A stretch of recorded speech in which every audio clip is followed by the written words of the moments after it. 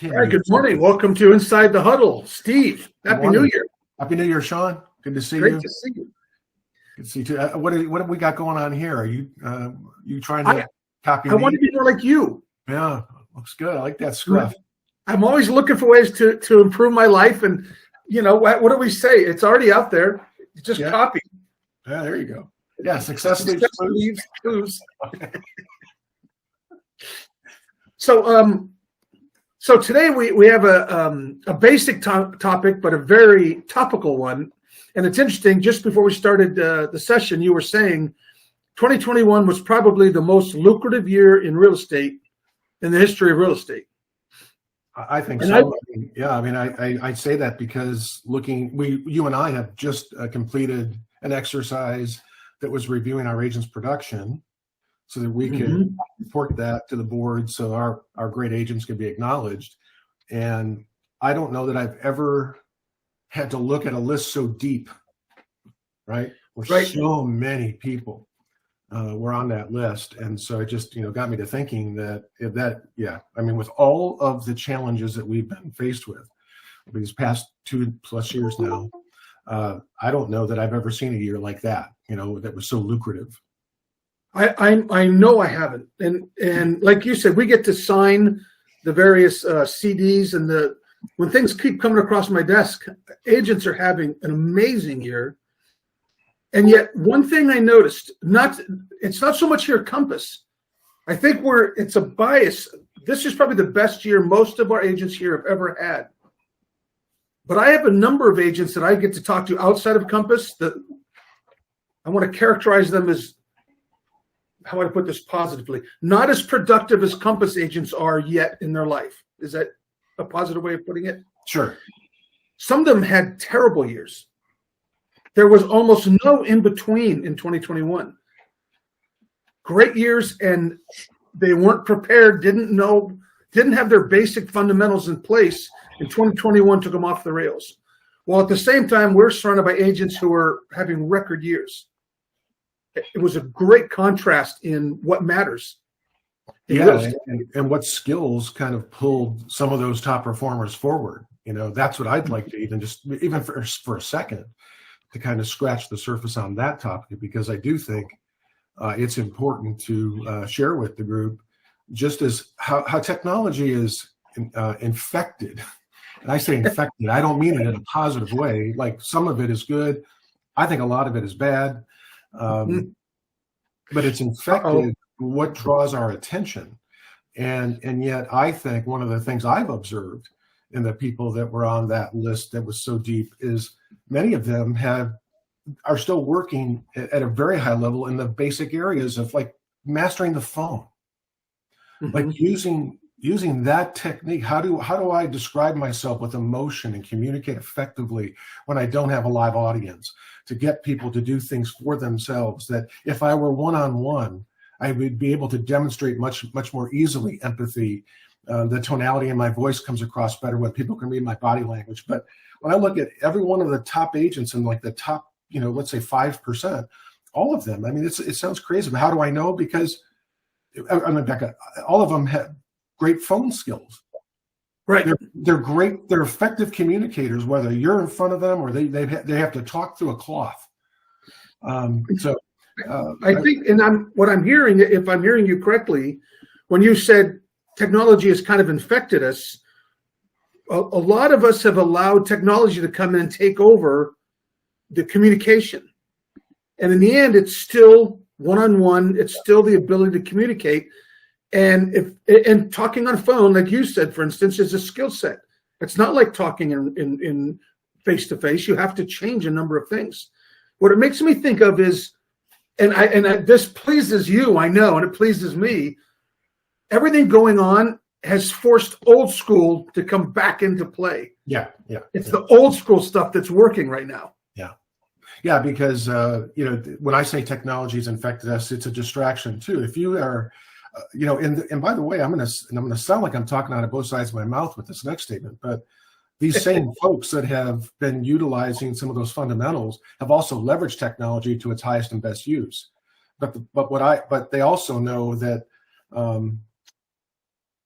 in the life cycle of the clients they serve, very few of these folks are waking up heading into this, what is now the second week second week of the year. They know where their first few transactions are coming from, and they know why they have them, and they're working in their lane. And so one of the tips my observations was that these top performers, they stay in their lane. They know what they do really well. They went back to that. They fell back into all of their training, the things that they knew, that they know they perform at their highest and best level. And that's one of the things I've observed. And for those of people, by the way, who had those rough years, Sean, those were people who had that taken from them.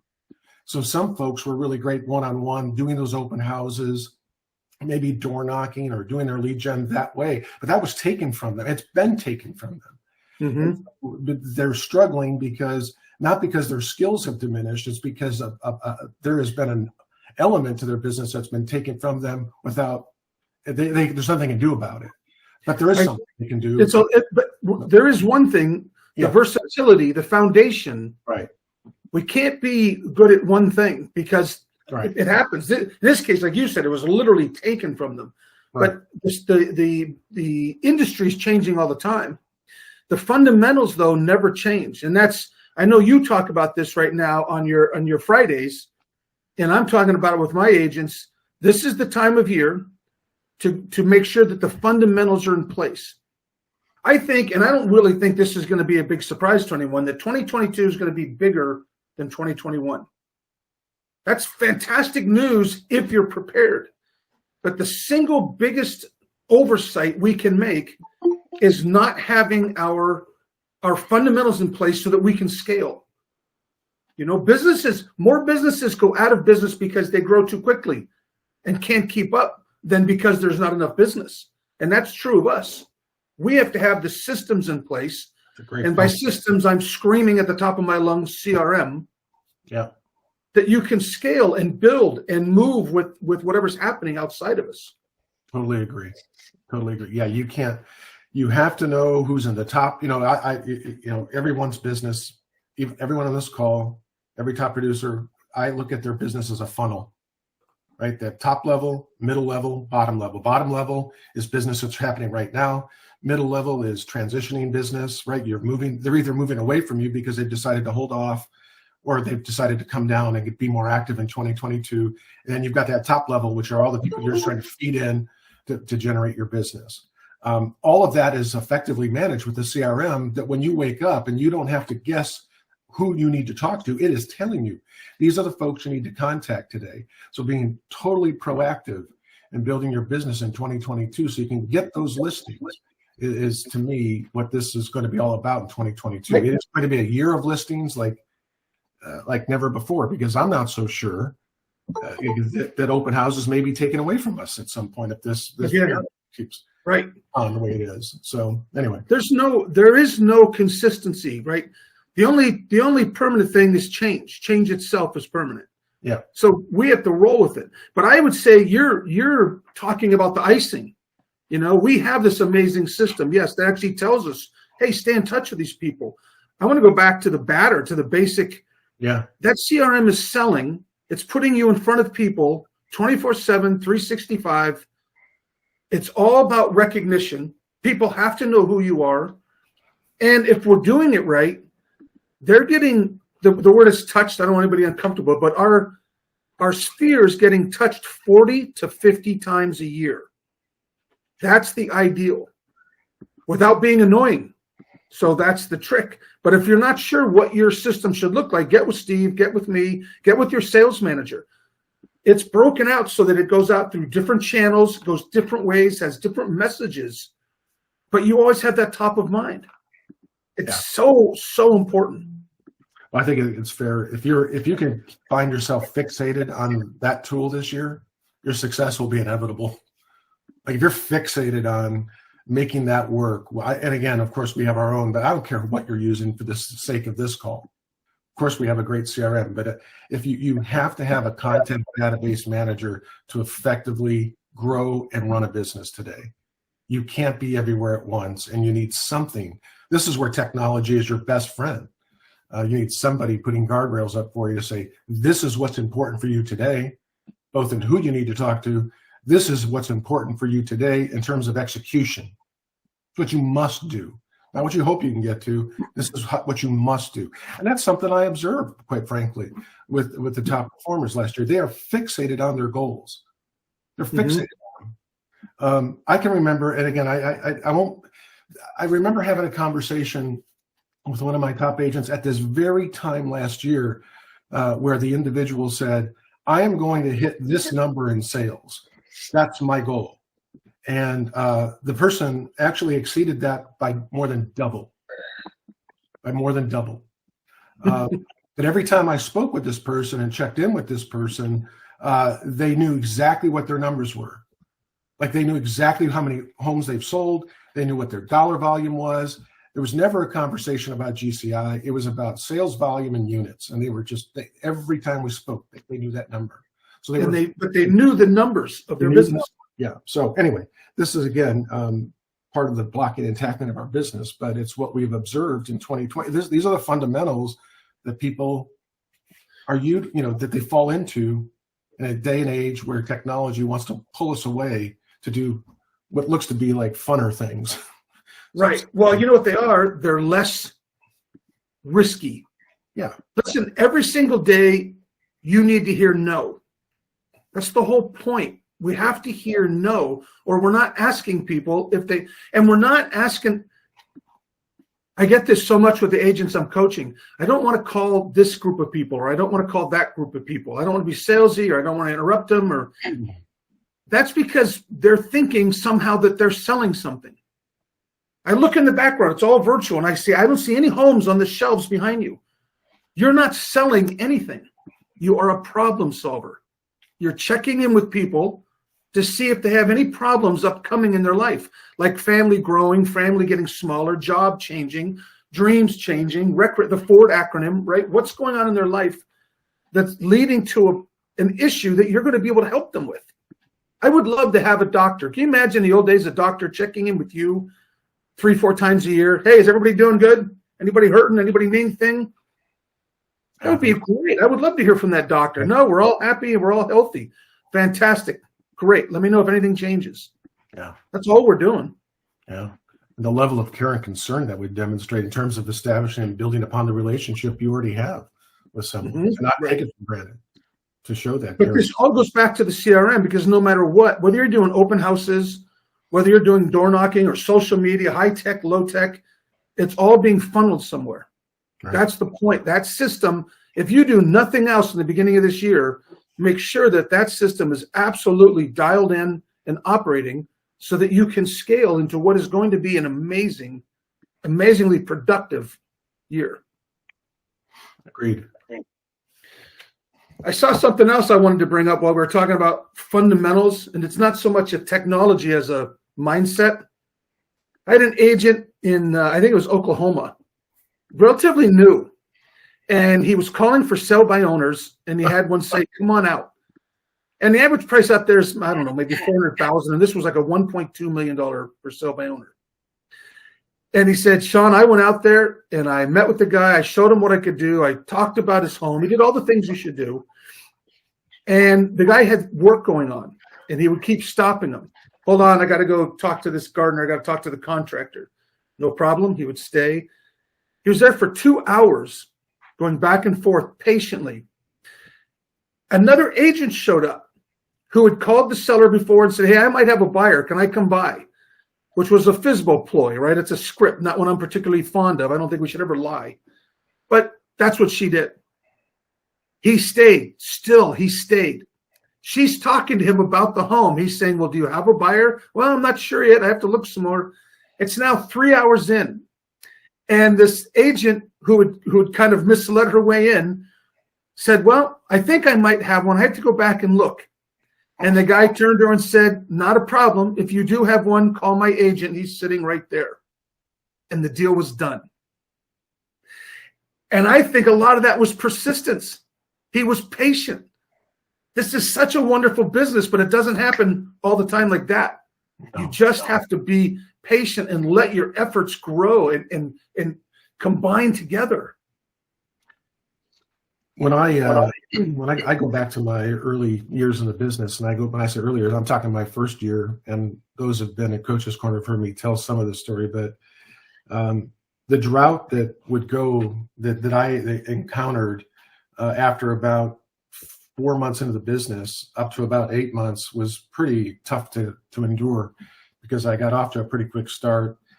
I was doing everything that my coaches were telling me to do, and it was just the incremental success just came so slowly for me. Mm-hmm. Then one day, I put 2 listings on the board, and then I went another week with nothing. Then I put 2, then nothing, then 1, then 3, then none, then 1, then 2, then none, then 4, then 1. And it got to a point where I remember overhearing, because we used to go on caravan all the time. We tour homes. That you always did that.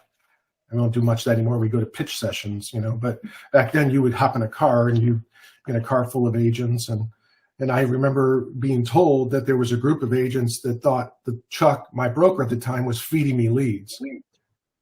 And he was building me up. Like something was wrong. How could he possibly be having that success, being so new? When in reality, I just kept getting my head kicked in time and time and time and time and time again, to the point where my pipeline just kept getting filled. And I was able to quickly learn through a program I took called Sweat Dogs to get rid of those people who were draining me, who weren't serious. Like I was trying to service everyone with the same level and intention. And I was spinning my wheels on like what we would call today, you and I, like the B's and C's. And the right. A's were bleeding away from me. I would tell. So my point here is to say that all of us, that level of perseverance is in every one of us. Like I could design a scenario whereby you would never give up. Like if you love your dog, like I love my dog, I could tell John Rice, I think I know where your dog is gone. I got out of the gate. I think I know if you love your dog, I think I know where you would go to try to find it. Was it chipped? So check here. And he and anyone who loves their animal would do every one of those things. We would not give up, until we found our dog. You know what I mean? Like we would take every piece of advice. We don't do that for ourselves in real estate because we want that now success. We need to succeed quickly, some of us, and we do. Some of us do need to succeed quickly, but you have got to commit to the grind. It's like I lived in Colorado for 15 years. There are 2 sayings I love that come out of that state. One is big hat, no cattle, which means people talk big games, but they don't have. And the other one is everyone wants to be the cowboy. No one wants to ride the range. That's the hard part of being a cowboy, is riding the range. Mm-hmm. It's 12-hour days. So, you guys, you've got to be able to grind it out so that your success dance is, it is really that 2 steps forward, 1 step back, 3 steps forward, 2 steps back, but you just keep moving forward so that you start to convert some of these challenging situations into opportunity. And if you could, the challenge I have today is if you could look at your Q1 and know right now who you think is going to be part of your business to start the year. If you don't know, you need to do that right now. Like when we hang up today, the first thing I'm going to ask you to do is go look at your pipeline and say, who do I anticipate is going to be my first deal this year? And see, let me jump in and add on to that. I want to expand what you just said. Okay, yeah. Because one of the tough things about this business is it's not immediate. And let's face it, as human beings, we want immediate reward that tells us we did something good, or we don't want it, but there should be pain when we do something stupid. But in real estate, it's 3 to 6 months out before you get the reward or the pain. So it's hard to develop good habits. One of the things you can do is go get a spiral notebook. And at the top, write each month, January through December, and write 1, 2, 3, however many transactions per month do you expect to have. That way, when you're talking to someone and they say, yeah, in June, we might be doing something fantastic, go write their name in June. It doesn't feel wasted. Your only objective in the end is to fill the notebook. I don't care when they're ready to do the business. I just want a full notebook that I'm just building on. Pretty soon, you're going to need 2 notebooks. You come a year from now and you'll have doubled up numbers. And that's how people go from 2 a month to 4 a month. But we have to appreciate it. You have to feel that reward. or it just feels like you're spinning your wheels. It's called that living a life of intention. Like, you are connected with your goals in such a way that you have a relationship with them, and you're just not going to give in. You know the dance, the cadence. It won't be easy. There will be setbacks, but you're going to keep, moving forward. That's the key here. And, but I think to give you hope, to give you that sense of intention, you need to know where your deals are coming from to start this year. And you need to start having a relationship with that process. Are they top of the funnel, middle funnel, bottom funnel? Where are they? I was listening to a Tom Ferry podcast a couple months back, and he put out a script that I thought was brilliant, which was following up on this very thing that I'm thinking of, which was the do you have clients transitioning? Like, was 2021 so frustrating with them they've just given up? And it's in other words, they just want to wait because they were every time they put an offer in, there were multiple bids. They were outbid, and so the buyer dialogue he came up with was you following up with these clients that are there. They could be ripe for the taking, but you're gonna have to put some work in moving them back to the front line where they're confident to go out and take more action. But the dialogue was something. Are you completely out of the real estate market for 2022? Looking for a yes or no answer there. So that, like I learned the hard way, get rid of the B's and C's, or at least park them someplace where they're in your tickler follow-up. But if you ask that question of someone you've been working with in 2021, are you definitively out of the market in 2022? I'm just following up. Kind of like the doctor call you were talking about, checking in. Are you definitively out? If they say yes or no, now if they say no, we're not out, you've got work to do now. You can act with intention to convert them and pull them forward. What is it that you would need to share with them to have them feel confident about the market? What is it that you need to do to prepare better so that when you're in connection with them, you are exciting them about the possibilities of being able to find that dream home and being able to move forward with success? Anyway, so I just wanted to share that. Steve, you have a brilliant meandering. Do you know that? You move around, and yet you brought us right back to, if they say yes or no, what does that impact? The CRM.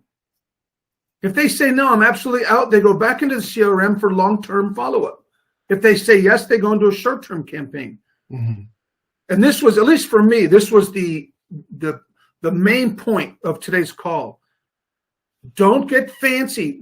This is the beginning of the game. This is the beginning of the year. Don't be out there running triple options and play action. Yeah. Go up the gut. That's your job right now. Your CRM is your base play. We can't do anything until we have that base play running well. So if your CRM is not fine-tuned, stop everything else you're doing and get that set up. Nothing more important. I couldn't agree more. You and I play football. No season starts with them implementing a game scheme. It starts with you hitting the sled. You're doing double sessions. You're in strength conditioning. Fundamentals. All of those things. I mean, real estate is no different. It's no different. And if you already have that, if you're sitting here going, I got this, Sean, Jesus, my CRM's awesome, then I would challenge you to make sure your morning routine is just as awesome. Yeah. The morning routine starts your day. If we have those two things in place, it really doesn't matter where this year goes. I know it's going to be the most business you've ever done, but you'll be able to do it because you'll be set up to handle it every single morning. It really is about you being the best version of yourself. If some folks are born salespeople, like they're just gifted with that gifted gab. They have this unique ability to establish trust with strangers. They really do. And so they're so gifted. They're so lucky. How many of us on this call, if we're being honest, have a peer partner that we look up to and say, God, I wish I had that quality. I wish they're so good. They just do that so well. It just comes natural to them. And if I had that, well, you know what? That's the person I'm talking about. But that person oftentimes, because they are so gifted in that they stay within their core competency, if they would just practice systems, routine, strength conditioning, weight training. If they're I think of Babe Ruth, right? I've used this analogy. What would Babe Ruth have been had he taken care of himself in strength conditioning and training? He just had a natural ability to put the stick on the ball. That was his gift. He could just do it. He could see had better hand-eye coordination than maybe anyone who's ever played the game of baseball. But what if he had? So for you, if you have that natural ceiling of achievement, what if you just this year decided to commit to doing those things that didn't come naturally to you?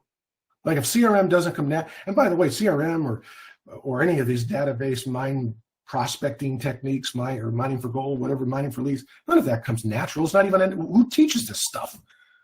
Until you get into real estate, right? This isn't something you learn. This is something you learn by doing. You have to do it. And if you could commit to that kind of intentionality paired with your natural gift, you'll become more self-actualized and you'll be who you're supposed to be, not a version of something that is still good, very good, but your greatness lies ahead of you. And I think that's the thing. When I look on the call here, and I know many of the folks on this call, each one of them to a person is in their own way a rising star. They're a rising star. There's still room to grow. Each one of them. And you know what? Each one of them knows it because they're that good.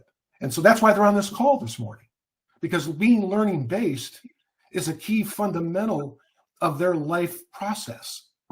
And I'm so grateful for that. Especially in this business. Yeah. That's a little added bonus for down the road. Again, after fundamentals, you're right. Staying in touch with people is not natural. CRMs are not natural. Right. And as much grief I feel like I give all the agents I talk to, where's your CRM? How's your follow-up? You guys are 10 times better than the average small business owner. So here's a little bonus for you. Get your CRM up and running. Be really good at it. And then let's go out and add business to business as a lead gen. That thing is an untouched gold mine. Most agents aren't doing it. It's a phenomenal lead source. And one of the gifts, one of the values you bring to small business, hey, let me show you how you can increase your business without spending any extra money. And you teach them how to use a CRM. Imagine the business that comes from other business owners who touch more people than you ever can, saying, oh, man, you got to call Steve. This guy's phenomenal. They're buying or selling a home. He's my man. Yeah. That's down the road. That's a double reverse, but it starts with the CRM again. Yeah. Okay. I think we're getting tight on time. Does anybody have any questions about these basics, about morning routines, about persistence? Anything we can help with? We have a devoted, the people who come to our calls are so into them, they just mute and listen. There's Randall, he'll talk. Yep, there he is. Oh, thank you so much, guys. Kicking off this new year, right? Thank you for being here, Randall. Working out and watching. I love that. I'm going to put you up somewhere. That's phenomenal. I strategically planned my run so that I could listen to you at the turnaround point all the way back. Take me home. Nice. Well, the thing is that I think it can land on some folks maybe in a way that may seem like we're being a little pushy here on something, or we're trying to get them to do something that they may not be comfortable with. But that's what coaches do. I got news for you. We have a responsibility, or we have at least the experience to see what it is. That statement, success leaves clues. We mean that, and people have lived before us. And one of the key fundamentals of all of these folks, of any good business, is they know where their business comes from and why, and they have a process by which to manage it. And if you just want to work within your core competency, your core talents, that's only going to take you so far. And so I just want to, my final word on this as we wrap up is to say that I believe each one of you has greatness in you. You do. And there's a level, there's another gear there, and it's there too. Find the one, you've got to find the one thing that you're committed to not compromising in 2022? You've got to find out one thing. We say the CRM is important because it allows you to effectively manage your business. But if that's not it, you have to find something, right? It's like, Sean, when we played football, you and I, coaches would look at us and say, I think I'm going to put him on the line.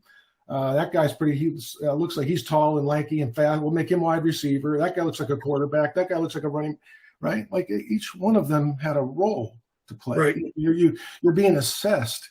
And hold on, I'm going to agree and disagree. I'm going to disagree with one thing. Sure. And I didn't know we were coming across as pushy, but since we are, I'm going to be more pushy.